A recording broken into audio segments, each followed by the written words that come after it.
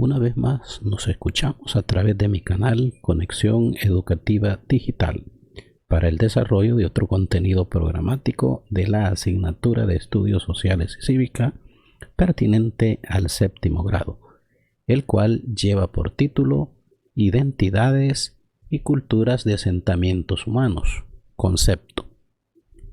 Bien, vamos a entrar al estudio de esta temática importante, dándole seguimiento a los contenidos anteriores. Este contenido, como siempre, pues es elaborado y narrado por su servidor y amigo, profesor Juan Amílcar Belloso Cepeda, quien les invita desde ya a que juntos compartamos una nueva experiencia educativa. Bien, a lo largo de esta transmisión vamos a estar hablando, como dijimos, sobre las identidades culturales. Vamos a ir a abordar el estudio de ciertos municipios, ciertos cantones que adquieren importancia desde el punto de vista cultural, gracias pues al apego de la gente que vive en estos territorios con su terruño respectivo. Vamos a comenzar. Primero que nada, vamos a ver el concepto de asentamiento humano. Y diremos que un asentamiento humano es una zona que posee una cultura similar, en lo que se refiere a lo que son las costumbres, las tradiciones, los valores, las normas de vida, el lenguaje y los simbolismos, y que tienen una historia que es común a todos los individuos que conforman el grupo social. Cuando los grupos humanos se ubicaron en los espacios que escogieron para iniciar su estado de desarrollo, ya sea como grupo o como individuos que poseían ciertas cualidades y capacidades, reafirmaron o comenzaron a modificar su conjunto de valores materiales y espirituales. En ese espacio asignado se identificaron con su entorno, con su grupo, con su forma de vida y producción. Un ejemplo de ello es la historia del pueblo indígena que formó la actual Ciudad de México. Nos cuenta la leyenda que en su peregrinación iba a terminar cuando encontraran un lugar donde un águila se comiera una serpiente posada sobre un nopal. Es ahí donde deberían establecerse. Y tenemos la imagen del escudo de los Estados Unidos mexicanos, que justamente esta imagen es alegórica a el origen del pueblo azteca. Como tenemos acá mencionado y lo destacamos en color rojo, la leyenda pues les ordenó, ¿verdad?, a el grupo de indígenas que vagaban de un lugar a otro, que el sitio ideal para establecerse y asentarse como pueblo era ese, justamente donde encontraran un águila que estuviera sobre un nopal y que estuviera pues comiéndose a una serpiente.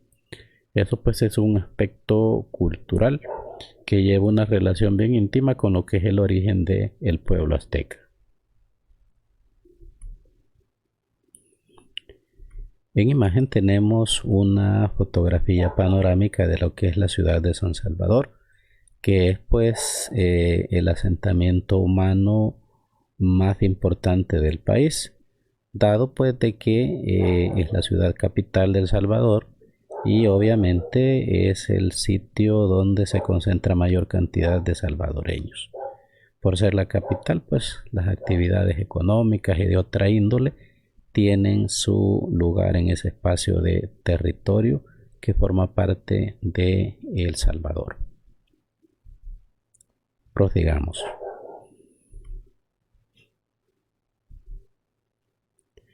Los recursos naturales del lugar escogido por las comunidades influyeron en sus hábitos alimenticios. Se organizaron de acuerdo con su cultura política y establecieron normas, además estructuraron sus ciudades. El espacio también configura la relación que tenemos con la historia común de los que la habitan actualmente y los que ya no están. Sus historias nos ayudan a entender cómo se formó este grupo y también nos puede hablar del futuro. Identidades y culturas de asentamientos humanos en El Salvador. Vamos a pasar a ver en específico ciertos asentamientos humanos rurales y urbanos, decía yo al inicio en las palabras introductorias, que de alguna manera, pues, por su importancia cultural, han llegado a tener, a ser destacados dentro de lo que es el ámbito de nuestro país. Veamos la información. En El Salvador existen asentamientos humanos que aún poseen presencia indígena. Por ejemplo, podemos hablar de la zona de los Izalcos, esto en el departamento de Sonsonate. La ciudad de Sonsonate y Santiago Texacuangos, en los alrededores de San Salvador, como Panchimalco, la zona de los Nonualcos, en el departamento de La Paz, esto específicamente en lo que se refiere a San Pedro Nonualco, Santiago Nonualco y San Juan Nonualco. Mientras que en la zona oriental encontramos el pueblo de Cacaopera, en el departamento de Morazán. Cada uno de estos lugares presenta sus propios valores materiales y espirituales, los cuales se reflejan en todos los aspectos de la vida, ya sea urbana o rural, de sus habitantes.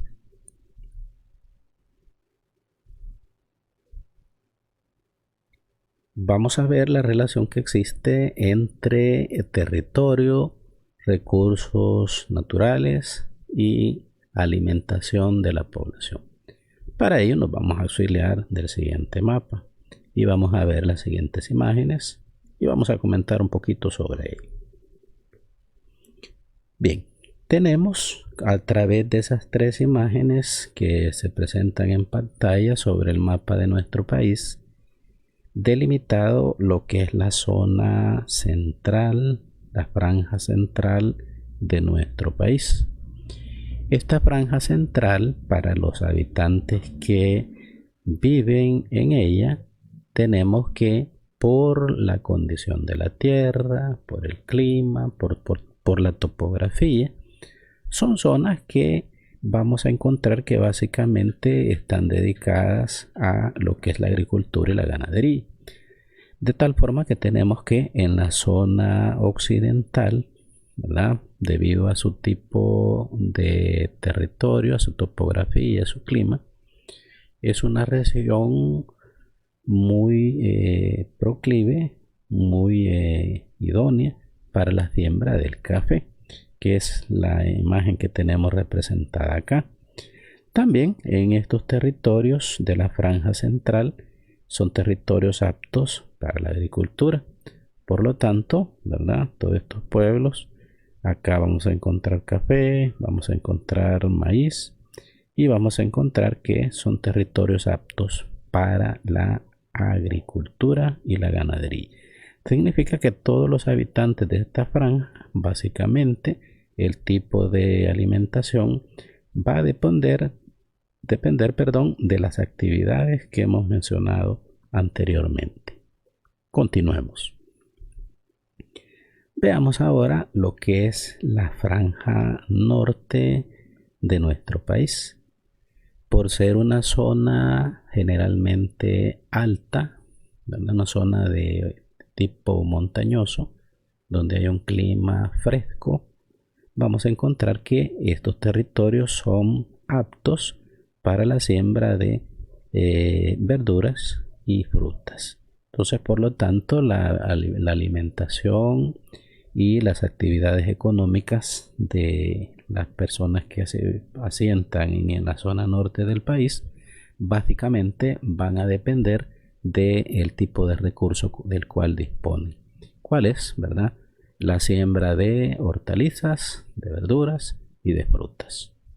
Veamos qué pasa con la región litoral o región costera del país. Acá, como ya lo habíamos comentado en una entrega anterior, básicamente estas comunidades o asentamientos humanos dependen de lo que es la extracción de recursos del mar, llámense esto mariscos y peces.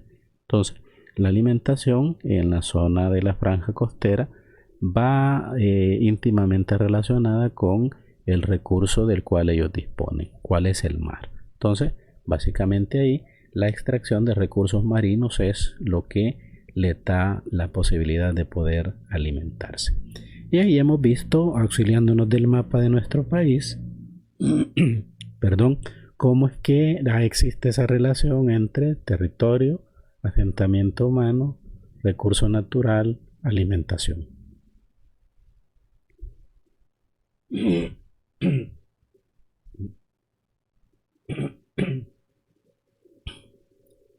Continuemos.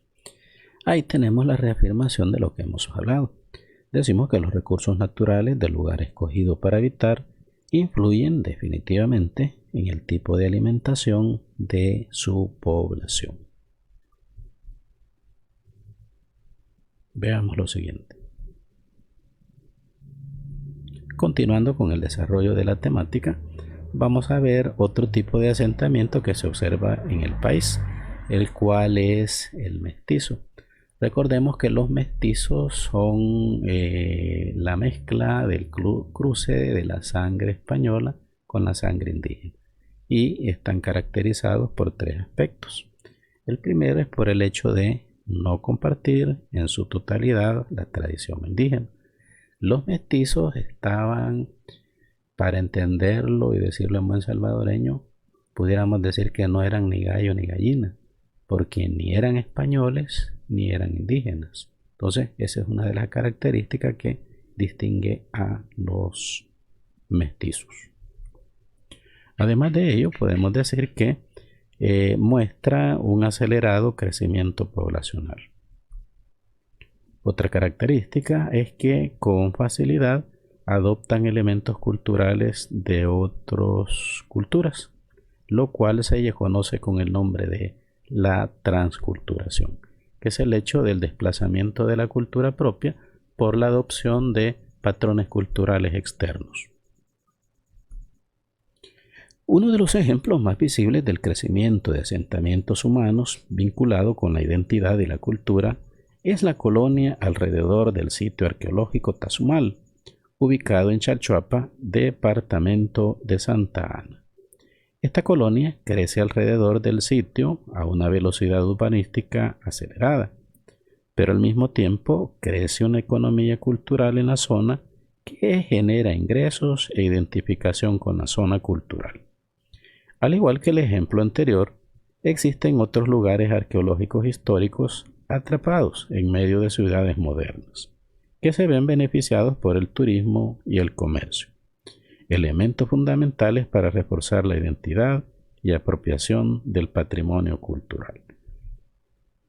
La imagen que tenemos en pantalla se corresponde a lo que es el sitio arqueológico Tazumal, del cual hemos hecho mención la interrelación que existe entre el turismo, el beneficio económico de la población aledaña a la zona y la identidad cultural que gracias a los dos factores mencionados anteriormente se dan con el sitio arqueológico en cuestión. El Tazumal brinda a las comunidades aledañas la posibilidad de beneficiarse del turismo que produce el sitio arqueológico, lo cual genera identificación de la población con su territorio.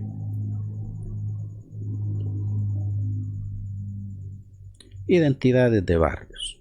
Vamos a empezar a estudiar un poquito la temática relacionada a cómo los habitantes que viven en las ciudades logran y marcan identidades bien cimentadas con los barrios en los cuales residen. Las identidades en un país varían dependiendo de las zonas urbanas y rurales. En dichos espacios se desarrolla la vida cotidiana de sus habitantes y son ocupados por las familias que ahí se establecieron, así como las que provienen de las migraciones de las zonas rurales. Estas últimas reproducen sus prácticas en las ciudades.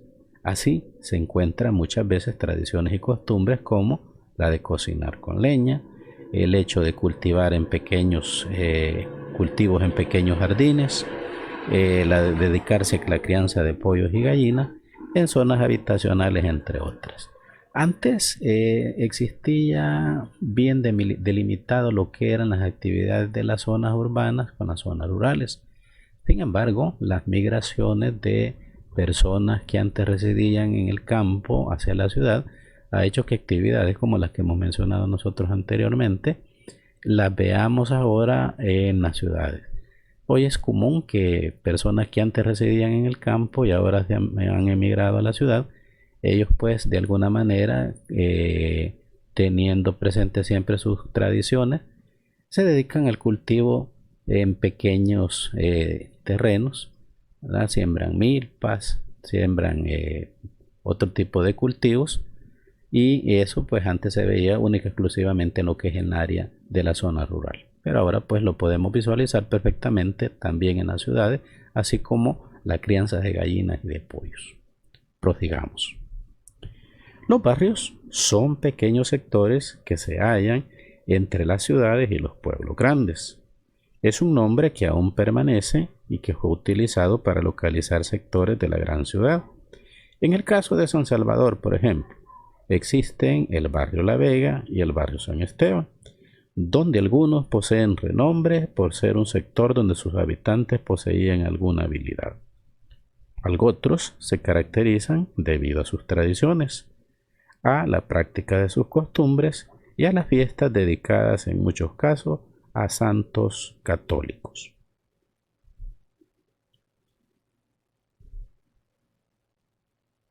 Continuemos. Identificarse con el barrio implica sentirse y definirse como un habitante de un determinado sector de la ciudad. Estas zonas poseen sus propias expresiones culturales, políticas, sociales, que las separan de otros barrios. Muchas veces, las personas adultas mayores se identifican mucho con el sector donde se criaron. Lo recuerdan porque, por ejemplo, en este barrio fue el primer lugar donde se abrió una panadería. De este barrio salió el primer bachiller, y otras anécdotas que van reafirmando la identidad entre habitantes y territorio. Pasemos a continuación a ver un poquito las identidades de colonias, luego de haber estudiado lo referido a las identidades de barrios. El término colonia tiene un carácter especial, ya que se trata de individuos que salieron de su territorio por diversas razones hacia otra ciudad y se establecieron en un territorio nuevo. Por ejemplo, la colonia de franceses que residen en El Salvador. Vamos a ver dos acepciones de lo que es la palabra colonia. En este momento acabamos de referirnos a las colonias de residentes de un país que se van a vivir a otro. En el caso que hemos puesto de ejemplo es el caso de los franceses, pero dentro de territorio salvadoreño existen muchas colonias. Hay colonias de argentinos, colonias de japoneses, colonias de italianos, etcétera, etcétera. De igual manera, los salvadoreños que han emigrado hacia otros países, ellos han formado las colonias de salvadoreños, por ejemplo, residentes en los diversos estados de la Unión Americana. De igual forma, existen importantes colonias de salvadoreños en Italia, en Australia, en Canadá, en España, etcétera, etcétera. Ese es un primer concepto sobre lo que es colonia. También el término colonia se entiende como un nuevo desarrollo arquitectónico dentro de una ciudad, o se trata de una extensión urbanística. Estas son las colonias que nosotros pues podemos mencionar tradicionalmente, ¿verdad? Que decimos la colonia 15 de noviembre, la colonia 10 de octubre, la colonia San Juan, la colonia San Antonio, ¿verdad? Que es un concepto estrictamente referido a lo que es la parte urbanística y arquitectónica de una ciudad. Valga ahí la aclaración para saber cuándo hablamos de un tipo de colonia y cuándo hacemos alusión a otro. Bien, acá en pantalla tenemos una panorámica con el Chichontepec al fondo de lo que es la ciudad de Zacatecoluca. He querido tomar esta imagen, ¿verdad?, de la ciudad cabecera departamental de nuestro departamento, debido a que en Zacatecoluca existe un barrio muy famoso, y ya que tocamos anteriormente lo referente a la identidad de los barrios. El barrio al cual yo hago alusión es el barrio Analco, que ha sido un barrio pues que por sus costumbres culturales, ha sido siempre muy famoso dentro de lo que es la ciudad de Zacatecoluca. De igual forma, hemos hablado pues de la identidad de colonias. En Zacatecoluca existe una de las colonias muy famosas, la famosa 27 de septiembre, que se ubica al norte de la ciudad y que tiene pues sus particularidades que la distinguen del resto. Y lógicamente los habitantes de ella tienen una identificación muy especial con el territorio donde residen.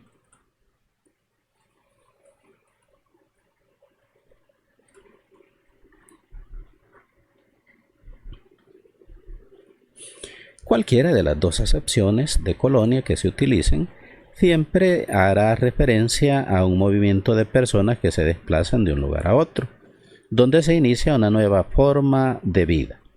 Uno de los primeros pasos es comenzar a conocer e identificar con quiénes se convive, los lugares de abastecimiento de las necesidades básicas. Luego se procede con acomodarse al espacio y tratar de establecer una organización con los vecinos y vecinas. Cuando ya varias o todas las personas se conocen, se genera la confianza con el vecindario y finalmente se inicia la identificación con la colonia. Cuando una persona se muda de un lugar a otro, los primeros lugares que trata de ubicar pues son en primera instancia el mercado, porque sabe que allí pues se va a proveer de alimentos necesarios para la supervivencia. De igual forma, otro punto que ubicamos pues puede ser la alcaldía, el puesto de la policía, la iglesia, la escuela. Esto en aras de irse familiarizando con el nuevo lugar de residencia. Con el paso del tiempo se va estableciendo relaciones amistosas y de cordialidad con los vecinos, con algunos más, con otros menos, y es de esa forma como se va desarrollando la identidad de la persona con el lugar de residencia. Continuemos. Al igual que los barrios, las personas adultas son quienes más se identifican con su área territorial. Sin embargo, en las nuevas colonias se crean espacios físicos, por ejemplo, como las casas comunales, las canchas para deportes y otras áreas similares, donde la juventud se organiza y se identifica con sus áreas habitacionales. A principios del siglo pasado, existieron algunas colonias que estaban habitadas por un grupo determinado de personas. Por ejemplo, las colonias donde vivían los que trabajaban en los grandes proyectos urbanísticos o los médicos de un hospital y sus familias. Ejemplo de esto último que acabo de mencionar, voy a citar dos casos. El caso de la colonia Arce y la colonia Palermo, esto en la ciudad de San Salvador. ¿Qué distingue a estas colonias? Pues a las colonias que he mencionado, parte de lo que las distingue es el hecho de que la mayoría de personas que residen en ambos lugares son militares, ¿verdad? Reafirmando la idea que acabamos de mencionar a través de la información a la cual hemos dado lectura. Prosigamos.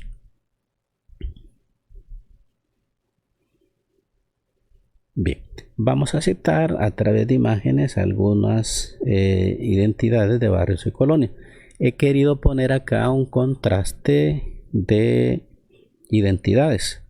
Por ejemplo, tenemos a un costado lo que es el barrio La Vega, que como lo mencionamos anteriormente es uno de los barrios más característicos y representativos de la ciudad de San Salvador. Quiero que nos detengamos a ver la imagen y hagamos el contraste. Luego, al otro extremo tenemos lo que es la colonia Escalón, ¿verdad? Sabemos que son dos lugares opuestos diametralmente. Mientras que en el barrio La Vega residen sectores populares de San Salvador, en la colonia Escalón pues viven personas con recursos económicos altos.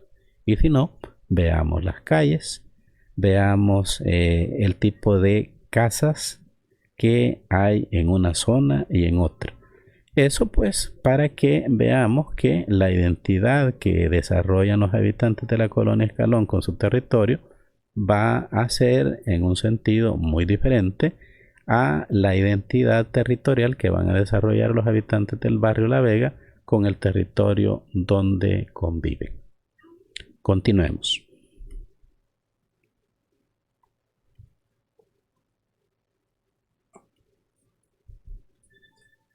Vamos a hablar ahorita de la identidad de caseríos y cantones.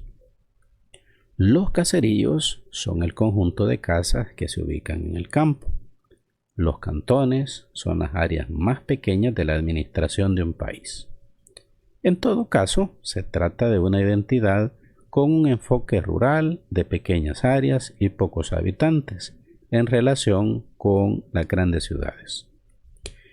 Esta identidad se vincula con la relación que poseen sus habitantes con el medio natural, con actividades manuales y artesanales, con el conocimiento tradicional, por ejemplo, la capacidad de poder predecir el clima, la extensa experiencia en el manejo y cuidado de la tierra y sus ciclos de siembra y cosecha, la capacidad de utilización del espacio habitacional y de trabajo, entre otras cualidades. Dentro de todos los procesos de transformación que pasan los individuos y las sociedades, las identidades de barrios, colonias, cantones y caseríos se van modificando. Las costumbres propias de los cantones ahora se observan en las ciudades y viceversa. Sin embargo, aún prevalecen muchos valores, tradiciones y costumbres propias de estos asentamientos territoriales. Por ejemplo, podemos citar el hecho de compartir y solventar necesidades de la localidad, la amabilidad, la humildad, la laboriosidad, uso del lenguaje coloquial, entre otros. Es imposible que tanto jóvenes como mayores es importante, que tanto los jóvenes como los mayores nos sintamos orgullosos de nuestro lugar de origen.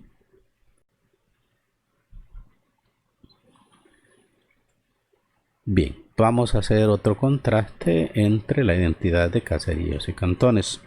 Acá tenemos una imagen conocida, ¿verdad? Pertenece a lo que es el caserío Tihuilocoyo, que es el lugar pues donde está la comunidad educativa donde nosotros tenemos contacto. Y en el otro he querido traerles esta imagen donde habla, ¿verdad? O donde podemos observar, más bien dicho, la entrada al cantón Lourdes. Acá vemos que dice bienvenidos a Lourdes. Lourdes es un cantón que casi es una ciudad. Está ubicada en el municipio de Colón, en el departamento de La Libertad. Este es un caso bien particular porque prácticamente Lourdes tiene o adquiere mayor importancia económica que el mismo municipio. Es, para que nos entendamos, como que Tihuilocoyo fuera más importante que la ciudad de Santiago Nonualco. Existe otro caso similar al del cantón Lourdes, donde el cantón es de alguna manera más importante que la ciudad o el municipio donde se encuentra. Y es el caso del cantón Carasucia, esto en el municipio de San Francisco Menéndez, en el departamento de Aguachapán. Ahí tenemos esos dos casos bien importantes donde un cantón, repito, adquiere mayor importancia que el municipio al cual pertenece. Y es Lourdes, ¿verdad? Más importante que el municipio de Colón. Y el caso del cantón Carasucia, que tiene más importancia que el municipio de San Francisco Menéndez, ¿verdad? Son dos casos ahí bien especiales en cuanto pues a esta situación que hemos venido hablando anteriormente. Y, ¿verdad? Acá llegamos a lo que es la parte final de la presentación de este día de mi canal Conexión Educativa Digital. Darles los sinceros agradecimientos para quienes nos siguen en el desarrollo de estos contenidos educativos. Nos estaremos escuchando en próxima ocasión, si Dios Todopoderoso así lo permite. Quiero hacer llegar saludos especiales para todas y para todos, y que Dios les multiplique muchas bendiciones. Nos veremos o nos escucharemos en una próxima ocasión.